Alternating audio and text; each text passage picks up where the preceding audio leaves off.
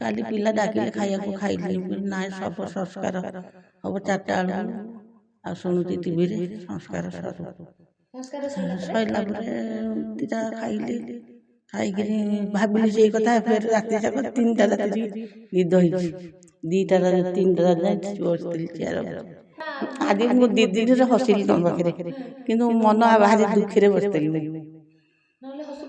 ନା କାନ୍ଦୁଥିଲି ମୁଁ ଗୋଟେ ଯାହା ହଉ ଆମ ନହେଲେ ପଛେ ଆମେ ତ ଦେଖୁଥିଲୁ ନା ସେ ଲୋକ ସାଙ୍ଗେ ଆମେ ସେ ଚିହ୍ନା ପରିଚୟ ଆମର ସେ ଲୋକ ଗୋଟେ ବନ୍ଧୁ ସମ୍ପର୍କ ଏମିତି ଗୋଟେ ଭାବୁଥିଲି ତାଙ୍କ ଫିଲ୍ମ ସବୁ ତାଙ୍କ ଷ୍ଟୋରି ତାଙ୍କ ଏଇଭଳିଆ ଆଉ ଉଦଣ୍ଡି ସୀତାରେ ଯେମିତି ହେଇଥିଲା ସେଇଭଳିଆ ଘଟଣାଟା ଆଜି ଘଟିଲା ଆଉ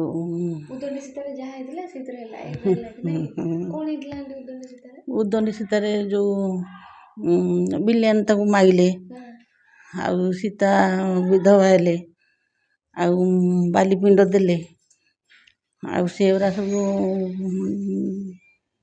ଦେଖିଛି ସବୁ ଆଖିରେ ସେଇଭଳିଆ ଘଟଣାଟା କାଲି ଘଟିଲା ଆଉ ତାଙ୍କୁ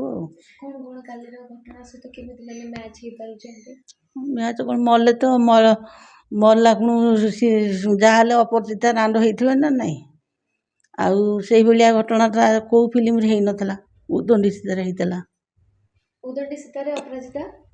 ବିଧବା ହେଇଥିଲେ ସେଇଭଳିଆ ଘଟଣାଟା ହେଇଥିବ ସେ ମଲା ପରେ ଶବ ସଂସ୍କାର ହେଲା ପରେ ବିଧବା ହେଇଥିବେ ଆଉ ସେଇଟାକୁ କ'ଣ କିଏ ଦେଖିଲା କି ଆଉ ମୁଁ ଦେଖିପାରିଲୁ କ'ଣ ଫିଲ୍ମରେ ସବୁ ଦେଖିଲୁ ଦେଖିଥିଲୁ ପ୍ରଥମ ଫିଲ୍ମ ଦେଖିଥିଲି ଯେଉଁ ରାମାୟଣ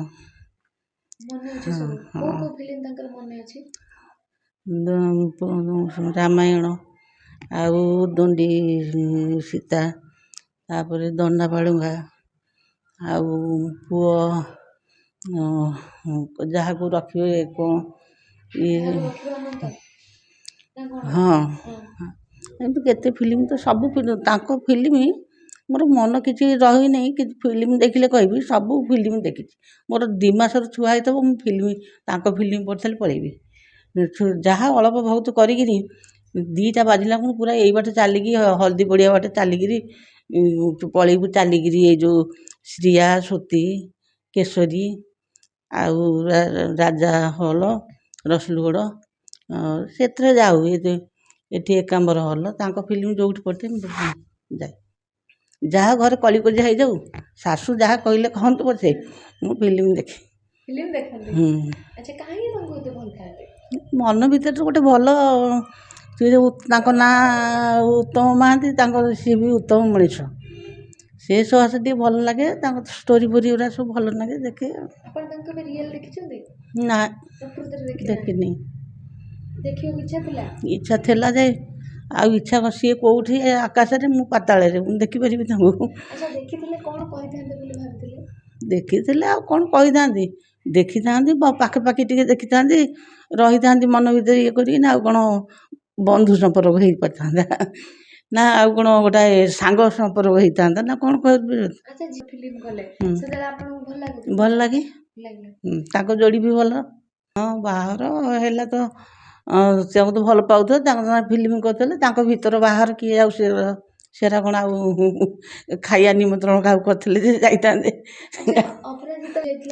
ବୟସ ହେଇଥିଲା ସମ୍ଭାଳି ପାରିବେନି କାହିଁକି ଆଜିକାଲି ତ ସେଇଭଳିଆ ଚାଲିଛି ଆଉ ଯଦି ତାଙ୍କ ମନ ଭିତରେ ସେତିକିଟା ଭଲ ଥିବ ସେ ତାଙ୍କୁ ଝୁରିବେ ଆଉ ଯେତିକିଟା ନଥିବ ଯଦି କିଛି ଦିନରେ ଭୁଲିଯିବେ ଆଉ କ'ଣ ନା ସେ କଥା ମନେ ପଡ଼ିବ ବାରମ୍ବାର ମନେ ପଡ଼ିବ ଖାଇଲା ବେଳେ ବୁଲିଲା ବେଳେ ପିନ୍ଧିଲା ବେଳେ ସେରା ସବୁ ମନେ ପଡ଼ିବ ଯେଉଁଗୁଡ଼ା ସବୁ ଦେଇଛନ୍ତି ଯେଉଁ ସୁଖ ଗୁଡ଼ାକ ସେଟା କ'ଣ ଭୁଲି ହେବ ଆଉ ଯେଉଁ କେତେ ଫିଲ୍ମ ଅଛି ସେଟା ମୁଁ କହିପାରିବିନି ତାଙ୍କର ଯେଉଁ ଶଙ୍ଖା ସିନ୍ଦୁର ଆଉ ଶଙ୍ଖ ମହୁରୀ ଏରା ସବୁ କେତେ ଫିଲ୍ମ ସବୁ ତାଙ୍କର ଅଛି କେଉଁ ଗୋଟା ଫିଲ୍ମରେ ସାଇଡ଼ରେ ଥିବେ ଏ ଯେଉଁ ଫିଲ୍ମରେ ସାଇଡ଼ରେ ରହିଥିଲେ କିନ୍ତୁ ବିଜୟ ମହାନ୍ତି ଥିଲେ ତାଙ୍କର ସବୁଥିରେ କିଛି ଥିଲେ ଲାଷ୍ଟକୁ ଉତ୍ତମ ମହାନ୍ତି ବାହାଘର ହେଲା ସେଇଭଳିଆ କେଉଁ ଫିଲ୍ମ ଏମିତି ସବୁ ଫିଲ୍ମରେ ଆଉ ଆଚ୍ଛା, ଉତ୍ତମ ମହାନ୍ତିଙ୍କର ସେତେବେଳେ କିଏ ତାଙ୍କର ମାନେ ପ୍ରତିଦ୍ୱନ୍ଦ୍ୱୀ ତାଙ୍କ ସହିତ କିଏ ଥିଲେ? ହିରୋ ମାନଙ୍କ ଭିତରେ ଗୋଟେ କମ୍ପିଟିସନ ହୁଏ, ତାଙ୍କର କିଏ କମ୍ପିଟିସନରେ ଥିଲେ ବୋଲି ଆପଣଙ୍କୁ ଲାଗୁଛି? ତାଙ୍କର ଥିଲେ ସେମିତି ସିଦ୍ଧାନ୍ତ ଥିଲେ। ବିଜୟ ମହାନ୍ତି ଥିଲେ ଯେ ତାଙ୍କ ଇଏରେ, କିନ୍ତୁ ଫିଲ୍ମ କରିବା ଭିତରେ ମୁଁ କହୁଛି ସିଦ୍ଧାନ୍ତ, ତାପରେ ମିହିର ଦାସ ଆଉ ଅନୁଭବ ତା ପଛକୁ, ଏମିତିଆ ତ ସବୁ ମାନେ ଚାଲିଗଲେ ବଡ଼, ସବୁ ଚାଲିଗଲେ। ସବୁ ଯେ ଫିଲ୍ମର ଯିଏ ମାନେ ସବୁ ମେନ୍ ହିରୋ ଆଉ ଇଏ ସବୁ ଚାଲିଗଲେ। ଆଚ୍ଛା, ତାଙ୍କୁ ଲିଭର ସିରୋସିସ୍ ହେଇଥିଲା, ଲିଭର ସିରୋସିସ୍ ରୋଗଟେ ହେଇଥିଲା। ଏଇଟା ପିଣ୍ଟୁ ନନ୍ଦଙ୍କୁ ବି ହେଇଥିଲା। ଏଇଟା ମାନେ ଅଧିକ ମଦ ପିଇଲେ ଏସବୁ ହୁଏ। ଜାଣି ଶୁଣିକି ସବୁ ଏମିତି ହେଇକି ତାଙ୍କ ଜୀବନ ନଷ୍ଟ କରିଦେଲେ। ଏଇ ଯେଉଁ ଆଲୁ ଗୁରା ପଡ଼ିଲା ତାଙ୍କଠି, ତାପରେ ମଦ ପିଇଲେ। ମଦ ପିଇ କାହା ଲୁହ ପଡ଼ିଲା? ଏ ଯେଉଁ ମୁଁ ସେଇଆ ଭାବେ, ଏଇ ସବୁ ଯେଉଁ ଅତ୍ୟାଚାର କରନ୍ତି ଯେଉଁ ଫିଲ୍ମରେ, ସେଇ ଅତ୍ୟାଚାର ଗୁଡ଼ାକ ଲୋକଙ୍କ ମୁହଁରୁ ହେ ଏମିତି କରୁଛି, ସେଇଟା କିନ୍ତୁ ମରିଯାଆନ୍ତାନି, ଏମିତି ଗୋଟେ ଝିଅଟାକୁ ଏତେ ଇଏ କରୁଛି, ଏଇଗୁଡ଼ା ଏଇ ଯେଉଁ ମୀନକେତନ, ତାପରେ ଯେଉଁ ଇଏ ଯେଉଁ ଏମିତି କେତେ, ମିହିର ଦାସଟା ସେତେ କରେନି ଭିଲିଆନ ରୋଲ୍। ସେତେବେଳେ ମିହିର ଦାସ ହିରୋ ଥିଲା, ତାପରେ ଭାଇ, ତାପରେ ବାପା, ଏମିତି। ଆଉ ଭିଲିଆନ ଅଭିଶାପ ଦିଅନ୍ତି ଲୋକମାନେ, ଦେଖିଲା ପରେ ତ ଭଲ ମନ୍ଦ ବାଛିକି ତାଙ୍କ ମନ ଭିତରେ ରଖନ୍ତି ଆଉ। ସେଇ ଲୁହଟା ପଡ଼ିଥିବ ବୋଲି। ଉତ୍ତମ ମହାନ୍ତି ତ କିଛି ସେମିତି କନ୍ଦେଇ ନଥିଲା। ନାଇଁ କନ୍ଦେଇ ନଥିଲା, ସେଇ କନ୍ଦେଇ ନଥିଲା, ଆଜି ଏ ଘଟଣା ତାକୁ ଅଧିକା ଘଟିଛି। ସେ ଅଭିଶାପ, କାହା ଅଭିଶାପରେ କ'ଣ ହେଇନ୍ତି କି ତାଙ୍କ ଛାଁରୁ ସେ ମଦ ଖାଇ ଜୀବନ ନଷ୍ଟ କରିଛନ୍ତି। ଏ ମଦ ଖାଇକିରି ଜୀବନ ନଷ୍ଟ କରିଛନ୍ତି ଯେଉଁ ଫିଲ୍ମରେ ଲୋକ। ଭଲ ବୟସଟା କ'ଣ ହେଇଯାଇଥିଲା ତାଙ୍କର, ଆଉ 15-20 ବର୍ଷ ପାଇଁ ଥିଲା। ସିଏ ତାଙ୍କ ଜାଣି ଶୁଣିକିରି ତାଙ୍କ ଜୀବନକୁ ସବୁ ନେଲେ। କାହିଁକି ମାନେ ଏମିତି ଆମେ ଯାହାକୁ ବହୁତ ହିରୋ ବୋଲି ମାନୁ, ସେମାନେ ରିଅଲ ଲାଇଫରେ ଏଗୁଡ଼ାକ କରନ୍ତି, ତାପରେ ହିରୋ ମାନିବାକୁ ଇଚ୍ଛା ହୁଏ। ହିରୋ ଆଉ ସିଏ ଅଲଗା, ଇଏ ଅଲଗା। ହିରୋଟାକୁ ଦେଖିଲେ ଆମେ ହିରୋ ଭଳିଆ କହିବା, ତା ଭିତରେ ସେ ଯଦି ମଦ ଖାଇକିରି ଏମିତି ହେବେ, ସେଇଟାକୁ ଆମେ କ'ଣ କହିବା? ଭଲଟାକୁ ଦେଖୁଛେ, ଖରାପ କେମିତି କହିବା? ତାଙ୍କଠୁ କିଛି ଶିଖିବେନି? ଯଦି ଶିଖିକି ହେଇପାରେ, ସେଇ ଜେଜେବାପାର ଯଦି କଳା ଥବ, ଯଦି ଆସିପାରିବ, ନହେଲେ ବାବୁସାନ ନେଇପାରିବେନି। ଆଚ୍ଛା, ତାଙ୍କ କେୟାର କ'ଣ ପୁଅ ବୋହୂ ନେଉନଥିବେ ବୋଲି ଲାଗୁଛି କି ଆପଣଙ୍କୁ? କେଜାଣି, ଆଜିକାଲି ତ ବୋହୂମାନେ ଯେତେ ଯାହା ହଉ ପଛେ ପୁଅ ବୋହୂ ପଚାରୁନାହାନ୍ତି। ତାଙ୍କ କେୟାର ନେଲେ କି ନ ନେଲେ, ଆମେ ବଡ଼ ଘର ଗୁମର କଥା, ସେଟା ଆମେ କେମିତି ଜାଣିବୁ? ଯଦି ଆଜି ଭଲ ଥିଲେ, ରୋଜଗାର କରୁଥିଲେ, ଭଲ ଦେଉଥିଲେ, ଭଲ ପିନ୍ଧୁଥିଲେ, ଆଜି ଯଦି ସେ ତ ନ କରିପାରିଲେ, ରୋଗ ହେଲା, କରିବା ପାଇଁକି ଘୃଣା କଲେ, କି ସେବା କରିବା ପାଇଁକି ପୁଅ ବୋହୂ ଯେମିତି ହେଲେ ଇଏ କରୁଥିବେ, ସେଟା ଆମେ କାହିଁ ଜାଣିବୁ? ସବୁ ଘରେ କିନ୍ତୁ ଏଇଗୋଟା ହେଉଛି।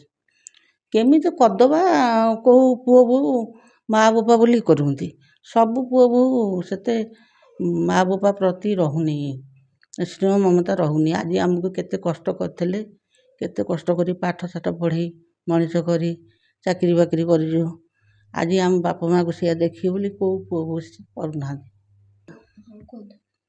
ଆଉ ସେଇଆ ତ, ଆଉ କ'ଣ ଆଉ ନାଇଁ, ଗୀତ ଫୀତ ମୋର କିଛି ମନ ନାହିଁ। ତାଙ୍କ ଫିଲ୍ମ ଦେଖିଲେ, ତାଙ୍କ ଷ୍ଟୋରି ଦେଖିଲେ, ସେ ଯେଉଁ ଗୀତଟା ବାଜୁଥିବ, ଯଦି ଏଇ ଫିଲ୍ମର ଏଇ ଗୀତଟା, ନାଇଁ ମୋତେ କୁହନି ଯୋଉ।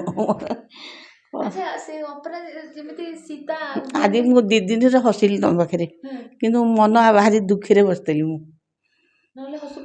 ନା, କାନ୍ଦୁଥିଲି। ମୁଁ ଗୋଟେ ଯାହା ହଉ, ଆମ ନହେଲେ ପଛେ ଆମେ ତ ଦେଖୁଥିଲୁ ନା, ସେ ଲୋକ ସାଙ୍ଗେ ଆମେ ସେଠି ଚିହ୍ନା ପରିଚୟ, ଆମର ସେ ଲୋକ ଗୋଟେ ବନ୍ଧୁ ସମ୍ପର୍କ, ଏମିତି ଗୋଟେ ମନ ଭିତରେ ରହିଯାଇଥିଲା ବୋଲି ଆଜି ଦୁଃଖ ଲାଗିଲା ଆଉ। ସେଇଆ ହେଲା, ସମାନ। ସେଥିରେ କ'ଣ ସେଇଟା ହେଲା, ପୁରା ପରିଷ୍କାର ଦେଖେଇଲା, ଫିଲ୍ମ ଦିହରେ ଦେଖିଲି। ଏଇଟା ସେଇଟା ବାହାରେ ସବୁ ଆସିଲା, ଥୁଆ ହେଲା, ଇଏ ହେବାକୁ ଗଲା, ଆଉ ସିଏ ସୀତା କ'ଣ ଆସିପାରିଲା ନା, ବିଧବା ଲୋକଙ୍କ ପାଖରେ ହେଇପାରିଲା? ସିଏ ତାଙ୍କ ଭିତରେ ତାଙ୍କ କାମ ହେଇଥିବ ନା, ଆଉ ସେଇଟା କ'ଣ ସମସ୍ତେ ଦେଖିପାରିଲେ? କିନ୍ତୁ ସେଇଭଳିଆ ଷ୍ଟୋରିଟା ହେଲା। ସେଇ ଉଦଣ୍ଡି ସୀତା ଭଳିଆ। ତାଙ୍କ ଲାଇଫର ହୁଁ ଷ୍ଟୋରିଟା ହେଲା। ହୁଁ ଆଚ୍ଛା, ଆଉ ଦେଖିବାନି ତାଙ୍କ ଫିଲ୍ମ ଏବେ ଟିଭିରେ ଆସିଲେ? ହଁ ହଁ ଆଇ ଦେଖୁଥିଲି ବା ଯେଉଁ ଆଜି ଏଇନା ଦେଖୁଥିଲି 2ଟା ବାଜିଲା କ'ଣ ଉଠିକି 2ଟା ଖାଇଲି ଦେଖୁଥିଲି ସବୁ ଦେଖଉଛି ତ ଏଥିରେ ଆଉ ନନ୍ଦିଘୋଷ ଟିଭିରେ ଆଉ ମାନେ ତାଙ୍କ ଇଏ ବଳଠୁ ଫଟୋ ଯେ ମରିଆ ଯାଆଁ ଯେଉଁ ଫଟୋ ସେଇ ମଣିଷ କେତେ କେତେ ବଦଳି ଗଲାଣି। ଏଇ ରୋଗ ଖାଇଗଲା ଆଉ। ମଦ ଖାଇଗଲା କି? ମଦ ଆଉ ମଦ ନ ଖାଇଥିଲେ କାହିଁ ସେ ମରିଥାନ୍ତେ।